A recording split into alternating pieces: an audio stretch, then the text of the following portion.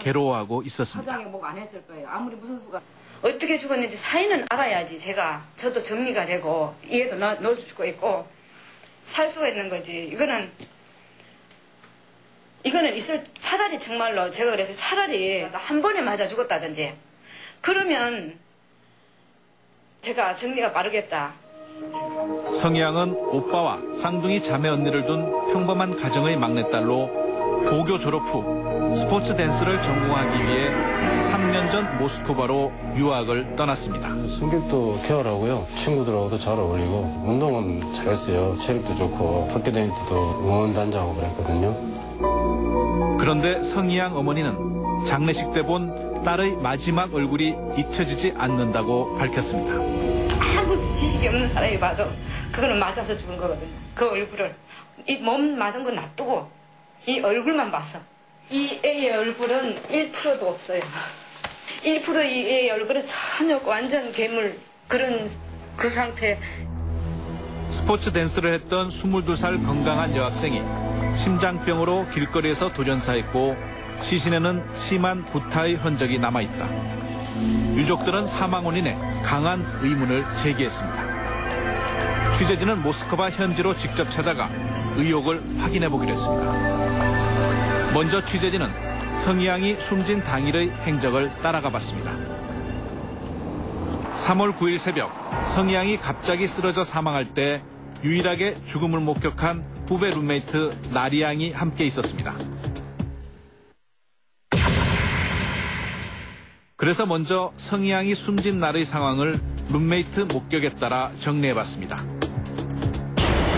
3월 8일 밤 다음날 이사를 위해 이삿짐을 싸다 지쳐 잠이 든 나리양을 밤 12시 30분쯤 성희양이 깨워 외출을 하자고 말합니다.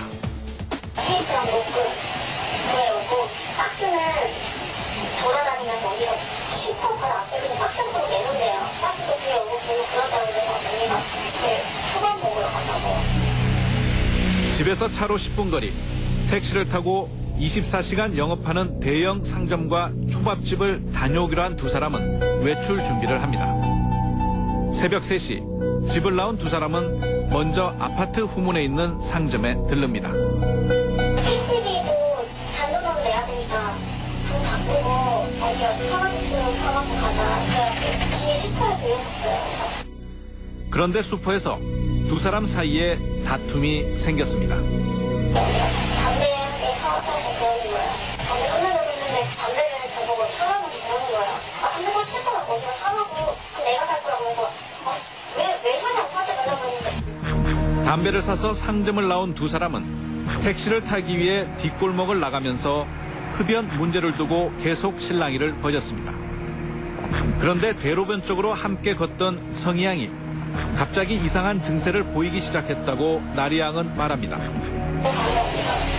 사셨어요. 근데 그때는 나는 언니 왜 그래?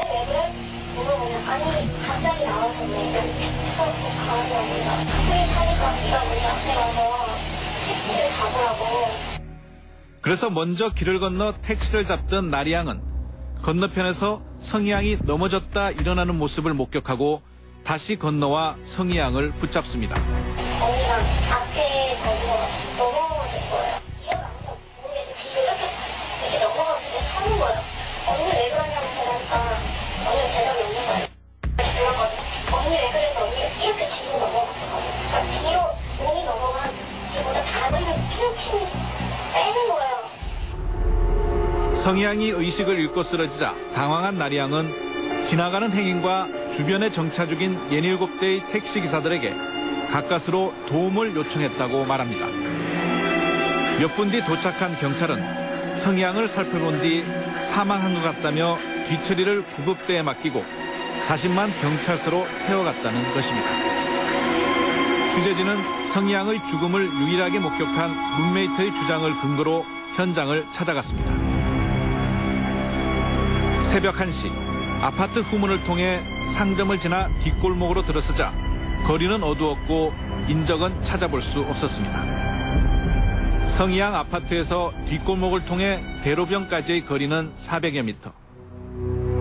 그런데 사건 당일 새벽 3시 30분 행인이 있고 정차된 택시가 67대 됐다는 나리양의 주장과는 달리 2시간 이상 이른 밤인데도 사람은 물론 정차된 택시 단 한 대도 발견할 수 없었습니다. 또 나리양은 길 건너편에서 성희양이 부르는 소리를 들었다고 했지만 4차선 도로가 너무 멀고 찻소리로 건너편의 소리를 알아듣기 힘들었습니다. 취재진은 사망 현장 바로 옆에 있는 24시간 주차장을 찾아 사건 당일 상황에 대해 물었습니다. Да, ну вот и пусть милиция с вами занимается. Чего ты пришел на стоянку? Она просто покинь территорию, нам не надо, не просто ничего, нам проблемы не нужны. Давай, ребята. Мы ничего не видим. 성희양 사망과 관련해 경찰 조사 여부를 묻자 신경질적인 반응을 보였습니다. Вы идите своим путем. Мы ничего не видели, ничего не знаем. 다음 날 러시아 경찰로부터 당시 상황을 설명해주기로 약속받은 취재진은 성희양 유족과 함께 현장으로 갔습니다.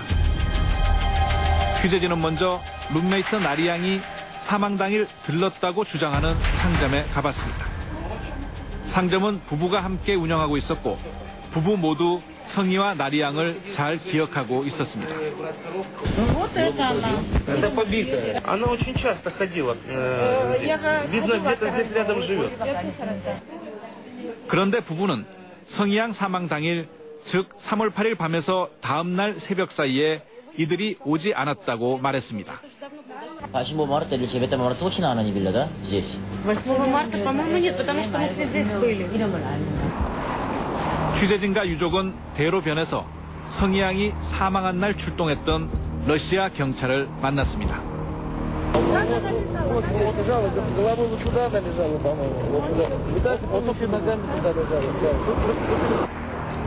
그런데 경찰들이 사망 현장이라고 지목한 곳은 주차장 앞.